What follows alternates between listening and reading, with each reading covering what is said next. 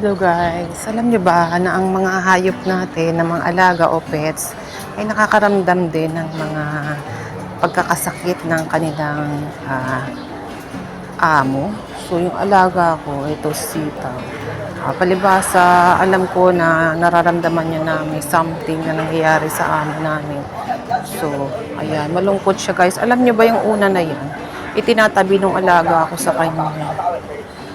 Alaga akong bata. So, itong aking pusa, ang pusa ni Amo, yapos-yapos niya. Nakita niyo guys, oh. Hindi namin siya nilagay dyan. Tinanong ko nga si kulit ko kung nilagay niya si Sitaw sa ibabaw nung una ng nanay niya para maamoy yung amoy ng nanay nila. So, hindi daw. So, tapos ang lungkot niya pa. Hindi niya ginagawa talaga na humiga dyan kasi ang karaniwang hinihiga niya yung sa sulok. So, sa gilid nung higaan nung alaga kong bata. So, ayan. Kita nyo guys. Nakakaramdam talagang hayop.